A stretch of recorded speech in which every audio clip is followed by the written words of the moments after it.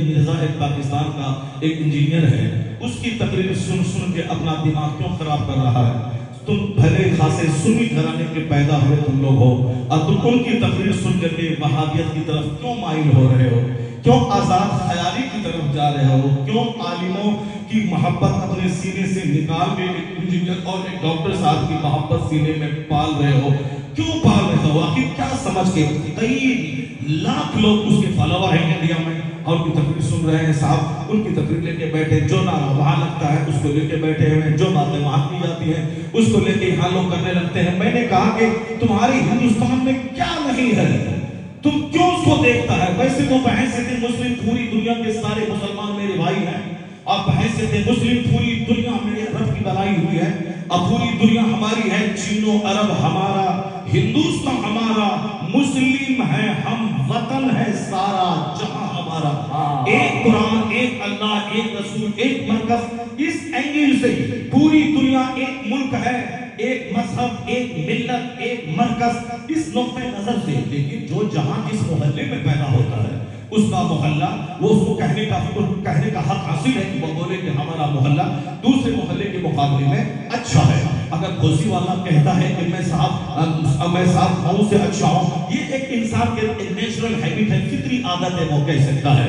اگر میں بہار میں پیدا ہوا ہوں، اگر میں یہ کہتا ہوں کہ میرا بہار اتر پردیش سے اچھا ہے، چلو ایک نیچرل حق ہے، فطری بات ہے، وہ کہہ سکتا ہے۔ اگر آپ اتر پردیش میں پیدا ہوئے ہیں تو آپ کہہ سکتے ہیں کہ ہمارا اتر پردیش بہار کے مقابلے میں زیادہ ترقی یافتہ، آپ کہہ سکتے ہیں۔ کوئی گجرات میں پیدا ہوا تو کہہ سکتا ہے کہ میرا گجرات انڈسٹریز کی دنیا میں پورے بھارت میں سب سے اول نمبر پہ ہے، میرا اسٹیٹ مضبوط ہے۔ اتر پردیش کے لاکھوں لوگ، بہار کے لاکھوں لوگوں کو میرا اسٹیٹ پالتا ہے، اسے نوکری دیتا ہے، اس کو روزگار دیتا ہے، اس مان کر میرا اسٹیٹ سب سے زیادہ مالدار ہے۔ ٹھیک ہے، اچھی بات ہے، میں اس کو ڈیمیج اور نیچا کرنے کی بات نہیں کروں گا۔ یہ ہو گئی محلے، اسٹیٹ اور ڈسٹرکٹ کی بات۔ اسی طرح ایک ملک کی بات کہ میرا ملک انڈیا امریکہ سے اچھا ہے، چائنا سے اچھا ہے، پاکستان سے اچھا ہے، بنگلہ دیش سے اچھا ہے۔ یہ ہو گئی اپنے ملک کی تاریخ میں، ورنہ ملک کی ساری دیواروں کو توڑ دے، ساری حدوں کو توڑ دے۔ ایک غیر مسلم اسکالر نے کہا تھا کہ I have been struck over، میں حیرت میں پڑ جاتی ہوں جب میں ڈیموکریسی کے ماڈل کو مسجد میں دیکھتی ہوں کہ when azan is sounded the worshippers are gathered, the peasant and the king stand side by side together, the best embodiment of democracy can be seen 5 times a day in the mosque۔ Hindustan کی ایک بہت بڑی پڑھی لکھی خاتون آج سے 70 سال پہلے انہوں نے کہی تھی کہ ڈیموکریسی امیر غریب سب برابر، یہ ہے کہا؟ سمیلیرٹی امیر غریب سارے کالے گورے سب ایک، یہ ہے کہا؟ گوروں کا دلچسپ ہے، کالوں کو محزون اور محکوم بنایا جاتا ہے۔ اصل میں ڈیموکریسی تو مسلمانوں کی مسجدوں میں ہے کہ اذان ہوتی ہے، نمازی جمع ہوتے ہیں، عرب پتی سے لے کے غریب تک، کالا سے لے کے گورا تک، حاکم سے لے کے کسان تک، ایک ساتھ میں جب کھڑے ہوتے ہیں، وہ خاتون کہتے ہیں the best embodiment of democracy can be seen 5 times a day in the mosque۔ جمہوریت کا حقیقی مظاہرہ مسجدوں میں 5 وقت دیکھنے کو مل جائے گا۔ سبحان اللہ، سبحان اللہ، زندہ باد۔ اس کے آگے وہ کہتی ہیں کہ you find in London an Indian and Algerian and a Turk۔ اگر آپ جاؤ تو انگلینڈ میں ایک الجیریا کا آدمی، ایک انڈیا کا آدمی، ایک ترکی کا آدمی ہے، ملک الگ، زبان الگ، کام الگ، لیکن when they stand in prayer، لیکن جب وہ نماز کے لیے کھڑے ہوتے ہیں ایسا لگتا ہے کہ زبان کی دیواریں، ملک کی دیواریں، رنگ کی دیواریں، نیشنلٹیز کی ساری دیواریں توڑ دی گئی ہیں۔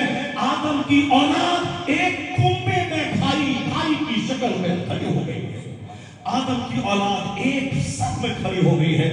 وہ کہتے ہیں اس سے بہتر سمیلیرٹی کا، فریٹرنیٹی کا، برادرہوڈ کا، اخوت کا، مساوات کا کوئی مظاہرہ ایموڈیمنٹ کہیں دیکھنے کو مل ہی نہیں سکتا ہے۔ یہ مذہب اسلام کا در امتیاز ہے جو ساری دنیا کے لوگوں کو کہتا ہے کلکم بنو آدم و آدم من تراب، تم سب آدم کی اولاد ہو اور آدم مٹی سے پیدا ہوئے ہیں۔ لا فضل لعربی علی عجمی ولا لعجمی علی عربی ولا لابیض علی اسود ولا لاسود علی ابیض الا بالتقوی، تم سب آدم کی اولاد ہو۔ آدم علیہ السلام مٹی سے پیدا ہوئے ہیں، کوئی عربی اجمی پر فوقیت نہیں رکھتا۔ रखता اور نہ کوئی اجمی عربی پہ فوقیت رکھتا ہے. اب اسلام آ گیا ہے, یہ تمام اختلافات مٹا دیے گئے ہیں. اب وہی عزت والا ہوگا جو جتنا زیادہ اللہ سے ڈرنے والا ہوگا. یعنی اب رنگ کی بنیاد پہ سمان نہیں ملے گا, کسی اسٹیٹ میں پیدا ہونے کی بنیاد پہ سمان نہیں ملے گا. اتر پردیش اور گجرات کی حیثیت کیا ہے؟ مصطفیٰ نے تو عرب اور عجم کی بات کہہ دی کہ لا فضل لعربی علی عجمی, کسی عربی کو اجمی پر فوقیت حاصل نہیں ہے. اب اسلام آ گیا ہے تو گجرات لے کے بیٹھا ہے, کوئی مہاراشٹر لے کے بیٹھا ہے, کوئی یوپی لے کے بیٹھا ہے, کوئی بہار لے کے بیٹھا ہے. ان ساری چھوٹی چھوٹی چیزوں کو پاؤں کے نیچے روند دے. حضور نے جو کہا ہے عربی کو اجمی پر کوئی فوقیت نہیں, مگر جو متقی ہوگا وہی عزت والا ہوگا. اگر کوئی لکھنؤ میں پیدا ہونے والا متقی نہیں ہے, مگر کوئی کوسی کے دیہات میں پیدا ہونے والا اگر صاحب ایمان اور متقی ہے, یہ حل چلانے والا متقی لکھنؤ کے بے امن نواز سے کروڑوں گنا بہتر ہے. یہی اسلام سکھاتا ہے, یہی اسلام کا پیغام ہے, یہی اسلام بتاتا ہے, یہی اسلام سکھاتا ہے. بحیثیت انسان, بحیثیت مسلم وہ نعرہ ہے. اب بحیثیت انڈین ہمارا یہ نعرہ ہے, سب کو معلوم ہے. ہمارے ڈاکٹر صاحب نے بڑی پیاری بات کہہ دی کہ امریکہ سے اچھا ہندوستان ہمارا, چائنا سے اچھا ہندوستان ہمارا, برٹین سے اچھا ہندوستان ہمارا, بنگلہ دیش سے اچھا ہندوستان ہمارا, سری لنکا سے اچھا ہندوستان ہمارا, نیوزی لینڈ سے اچھا ہندوستان ہمارا. یعنی ان سارے جہاں سے اچھا ہندوستان ہمارا. ہم بلبل ہیں اس کی یہ گلستاں ہمارا.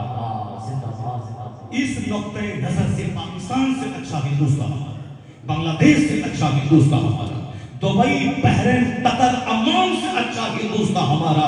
اس لیے ہمارا ہے. دو چار لوگوں نے اگر شرارت کر کے جینا دشوار کیا ہے, ان دو چار لوگوں کو سائڈ کرو. آج اگر ہم ہندوستان میں جیتے ہیں, کتنی آزادی ہمیں خطابت کی انڈیا میں ہے, کہیں نہیں ہے. مدرسہ قائم کرنے کی کہیں نہیں ہے, مسجدوں کے قائم کرنے کی کہیں نہیں ہے, رات رات بھر مائک پہ جلسہ چلانے کی آزادی کہیں نہیں ہے. پورے ہندوستان میں اسلام کی تبلیغ کی آزادی اور ایسی آزادی کہیں نہیں ہے. اس لیے ڈاکٹر اقبال نے 70 سال پہلے کہا تھا کہ چائنا جاپان سے اچھا ہندوستان ہمارا, یعنی ان سارے جہاں سے اچھا ہندوستان ہمارا. ہم بلبلیں ہیں اس کی یہ گلستاں ہمارا. پوری طور پر ہندوستان میں جو ہمیں آزادی ہے دین کی خدمت کی, ایک مسجد شہید ہوتی ہے, 1 لاکھ مسجدوں کا سنگ بنیاد رکھ دیا جاتا ہے. یہ ملک ہمارا ہندوستان ہے جہاں پڑھاتے ہیں بچوں کو ہم قرآن اور حدیث, اور ہم کو گورنمنٹ تنخواہ دیتی ہے 1.5 لاکھ روپے ماہانہ. کہاں ہے یہ بات؟ میں پڑھاؤں بچوں کو دین کی تعلیم میں دوں اور مجھ کو 1.5 لاکھ یہ گورنمنٹ ہم کو دے, نہیں ہے. کل کیا ہوگا وہ ساری باتیں دماغ سے ہٹا دو. آج کیا ہو رہا ہے اس کو دیکھ. آج یہی ہو رہا ہے کہ میں بچوں کو قرآن پڑھاتا ہوں اور یہ گورنمنٹ مجھ کو 1.5 لاکھ روپے ماہانہ تنخواہ دیتی ہے. کل ہندوستان فنا ہو جائے گا, قیامت آ جائے گی, سارے لوگ مر جائیں گے, مسلمان بھی مر جائیں گے, دنیا ختم ہو جائے گی, قیامت قائم ہوگی. وہ کل کی بات ہے, مگر آج کی بات یہی ہے کہ میں پڑھاتا ہوں بچوں کو حدیث, مجھے گورنمنٹ تنخواہ 1.5 لاکھ دیتی ہے. یہ نظارہ کہیں نہیں ملتا ہے. اگر ہے تو ہمارے ملک میں ہندوستان